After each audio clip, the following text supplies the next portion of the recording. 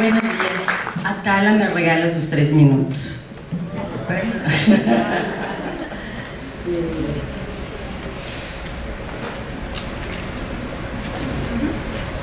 Bien. Primero que nada, me gustaría leer un pensamiento que me gustaría que lo tuvieran bastante claro, que lo recuerden al final de la plática.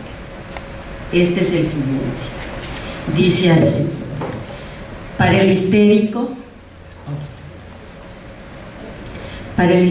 el cuerpo es un instrumento, para el psicosomático es una víctima. El primero habla con su carne, el segundo sufre en su carne. Bien, durante los años 2005 a 2007, trabajando en un equipo de profesionales de la salud en la Facultad de Medicina de la Universidad Autónoma de Yucatán, nutriólogos, médicos, endocrinólogos, internistas y psicólogos, reflexionábamos sobre la cantidad de pacientes que solicitaban atención por problemas en la alimentación en nuestro estado, lo cual nos llevó a investigar sobre el tema. Con los resultados obtenidos de nuestra investigación a nivel local, los comparamos con datos a nivel nacional e internacional. Siendo tan importantes y tan significativos los resultados, nos propusimos diseñar un modelo de intervención para nuestra población y después aplicarlo. Es el caso que les voy a comentar el día de hoy, de cómo aplicamos este modelo en un caso de un problema con trastorno de la alimentación. Pero antes quiero dejar constancia que he cambiado el nombre de la paciente por la confidencialidad que éticamente amerita, así también mencionar que tengo la autorización de ella y la familia para hablar del mismo. En primer lugar, les describiré el modelo de atención que proponemos y posteriormente la metodología y los resultados del caso tratado, teniendo como objetivo central de este congreso, que lo resumo en 2 puntos que Jorge Valladares me puntualizó. ¿Qué hace un psicólogo y cómo se hace una intervención? En este caso, en psicología clínica. Bien, entonces les voy a presentar primero, les voy a describir el modelo que nosotros diseñamos para trabajar en la comunidad. En primer lugar, llega un paciente que puede llegar ya sea directamente al médico, al nutriólogo o al psicólogo, ¿sí? En ese instante, nosotros, cualquiera que le llegue, cada uno tiene la responsabilidad de explicarles de qué se trata y cómo manejamos este modelo. Por lo tanto, todos tenemos que hacer una evaluación de ese paciente que llega. Se hace primero entrevistas a la paciente y a la familia y posteriormente, en análisis de todo el equipo interdisciplinario, llegamos a un diagnóstico. Definido el diagnóstico, damos inicio al tratamiento, que tiene varias fases. Este tratamiento, por un lado, el médico hace su propio tratamiento, que va a estar viendo las complicaciones médicas. Después va a llevar un seguimiento de todo este trabajo que él hace. Por otro lado, el nutriólogo hace lo mismo, tiene su plan de atención y le da seguimiento. En el caso del psicólogo, a partir de que se inicia el tratamiento, se inicia junto con la aplicación de una batería de pruebas, dependiendo de la problemática del paciente. Se lleva a cabo la primera fase del tratamiento, que le llamamos la fase de motivación o grupo psicoeducativo. En esta primera fase intervenimos todos los que estamos en el equipo interdisciplinario, en donde aquí trabajamos en conjunto con el paciente y con la familia. Todo esto llevó en este caso un periodo como de 4 meses de evaluación, y después de esto, por lo general, en algunos casos, esta parte de la primera fase del grupo educativo muchas veces es suficiente con ello para que el paciente pueda integrarse y salir adelante del problema que presenta. En otros casos no es así. Por lo tanto, lo que seguiría es pasar a la siguiente fase, que ya sería la fase psicoterapéutica, que hemos visto que en la mayoría de los casos se propone que cuando hay trastornos de la alimentación, el enfoque adecuado o más adecuado que se utiliza es el enfoque cognitivo-conductual. Sin embargo, eso no significa que en otros casos se pueda llevar otro tipo de enfoques, y a partir de esta primera fase, en el momento en el que ya recomendamos la fase psicoterapéutica, ya debemos de haber definido, de acuerdo al diagnóstico que tenemos del paciente, qué tipo de psicoterapia es la que necesitaría. Podría ser desde una psicoterapia individual, cognitivo-conductual, o psicoterapéutica con un enfoque psicoanalítico, gestalt, etcétera, etcétera, ¿sí? Dependiendo del tema. Y junto con esto, la familia debe de llevar una psicoterapia de grupo. Esta parte, que es el tiempo, no es definido concretamente porque depende de la situación. En la siguiente fase le llamamos la fase ambulatoria, en donde a partir de esto ya el paciente ya tiene un poco más de manejo en la situación que tiene y puede pasar ahora a un grupo de apoyo, ¿sí? En este grupo de apoyo, que sería así como que la penúltima fase del tratamiento, de la terminación del tratamiento, al final ya se organiza y ya se le sugiere al paciente pasar a la última, que para nosotros sería la de seguimiento, o bien la fase de autoayuda. Todo esto que vemos aquí, dependiendo de la situación del paciente, podemos encontrar que el paciente, además de los problemas emocionales que tiene, puede tener problemas de muchos tipos, desde que sea necesario utilizar la farmacología, o muchos síntomas que luego nos presentan estos pacientes, ¿sí? Pero de manera general, este es el caminito que nosotros llevamos ante esta propuesta. Bien, ahora bien, les voy a hacer una síntesis súper breve del caso, en donde en realidad únicamente voy a plantear los síntomas de los que nos habla el tema, que es los problemas de la alimentación, pero quiero decirles que además de esto hubo muchos síntomas durante este periodo de tiempo. Se trata de María, una joven de 17 años, estudiante de preparatoria. A la edad de 14 años pesaba 86 kilos. Ella comenzó a vomitar y usar laxantes, y en base a ese tipo de tratamiento que le daba a su cuerpo, logró bajar hasta 71 kilogramos, o sea, bajó 15 kilos. ¿Cuál era el deseo fundamental de la paciente? Su deseo era llegar a pesar 40 kilos. Y ella explicaba que para ella eso era lo más importante, aunque de esto dependiera su vida. O sea, que para ella no valía nada la vida, sino que lo único que quería es verse delgada. ¿Cuáles son las problemáticas que encontramos sintéticamente? Un poco la infancia, cuando esta es una chica que fue cuidada por la abuela, ya que la madre trabajaba durante todo el día y tenía problemas, secuelas de poliomielitis, y trabajaba durante todo el día. La abuela entonces se dedicó a cuidarla en cuerpo y alma, y ella hablaba de una de las cosas que más le gustaba de la abuela, era la comida, que era sabrosa y que esto lo disfrutaba, pero la abuela la atascaba de comida, o sea, le daba comida en exceso, y aspecto que la madre criticaba. En la adolescencia, terminando la primaria, la abuela muere, y entonces la madre es la que se tiene que hacer cargo de la chica, y entonces ella empieza a hacer la comida. Y entonces hay una diferencia con la comida, porque decía que la comida de la madre era mala.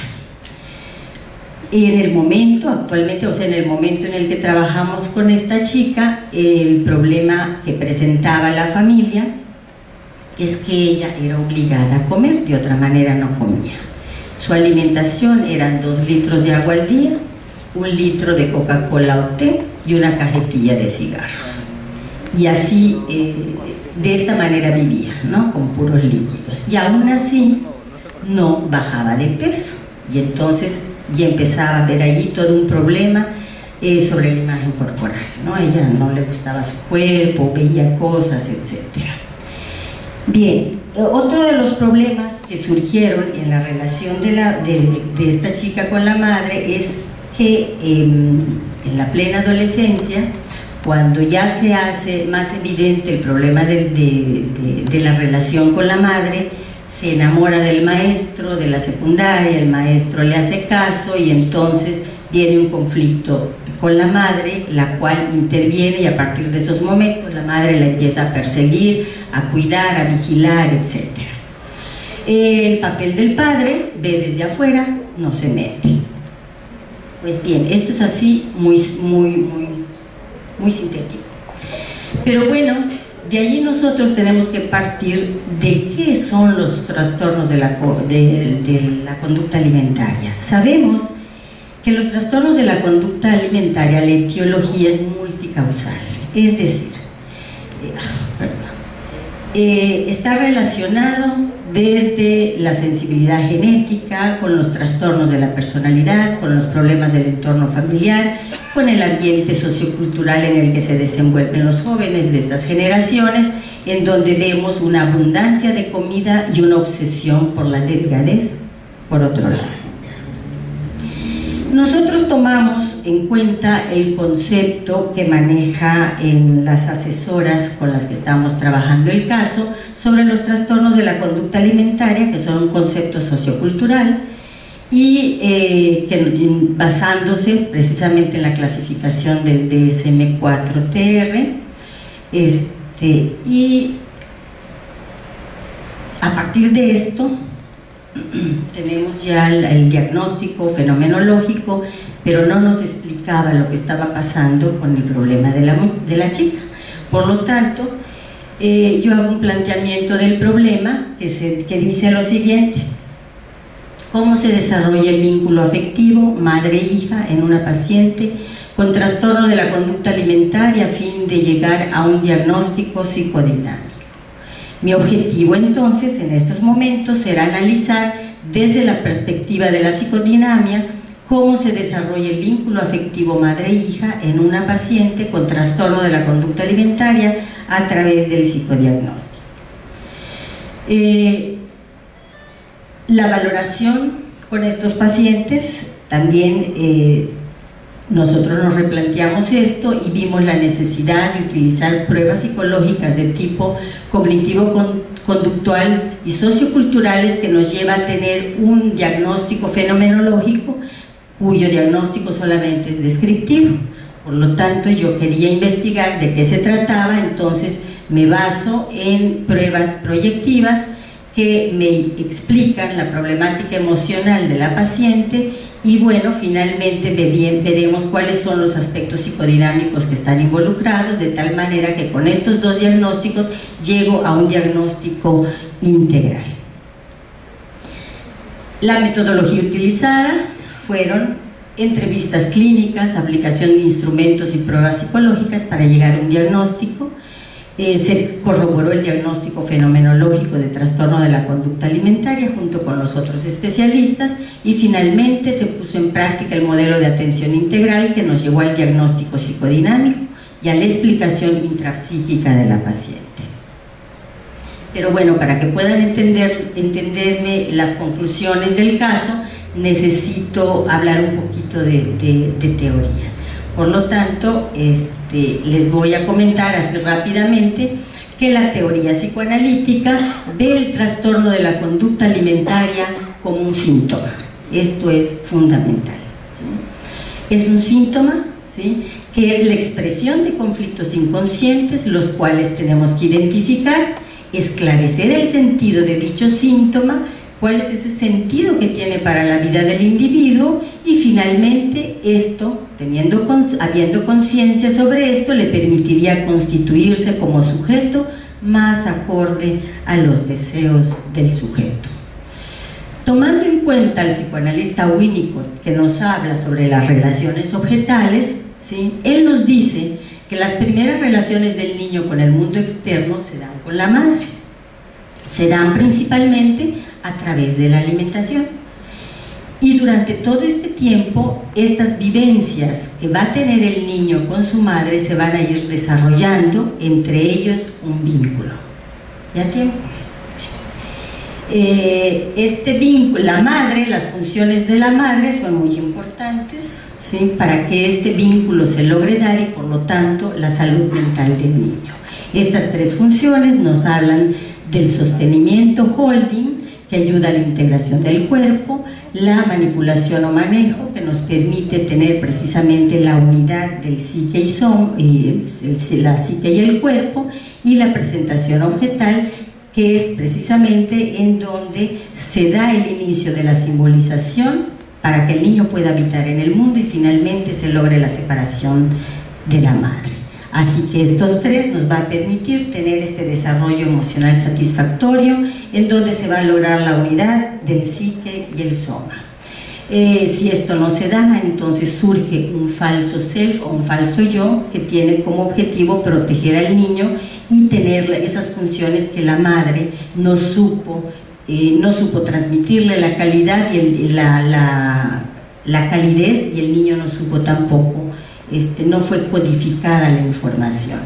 Pero ¿dónde empieza el proceso psicosomático según los teóricos de las relaciones objetales? Va a surgir a partir precisamente de la división, entendiendo los síntomas psicosomáticos como todo aquello que afecta a la psique, una acción de la psique sobre el cuerpo. O sea, el síntoma psicosomático se va a depositar todo afuera de su cuerpo y no va a poder saber identificar el niño lo que tiene adentro. Esto es justamente lo que pasa. Las emociones, como no las logra identificar, las va a pasar directamente a la parte fisiológica. La teoría de Joyce McDougall nos explica, retoma precisamente el concepto de Winnicott sobre el falso self, y ella va a ubicar la etiogénesis precisamente en esas primeras relaciones del niño con la madre. ¿Sí? Así que el síntoma psicosomático son mensajes enviados por la psique cuando ésta se ve en peligro. El caso de la paciente, esto fue lo que medimos a través de las pruebas, y los resultados de la evaluación nos da estos dos diagnósticos.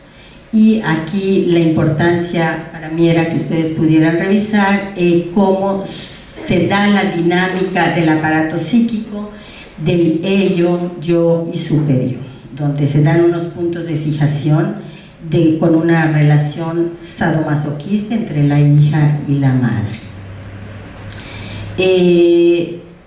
Vemos que el vínculo afectivo que se estableció entre la madre y la hija es de agresión, de persecución. Ella trata de escapar finalmente de esa acción persecutoria más que de los alimentos. Se identificó tanto con la abuela como con la madre.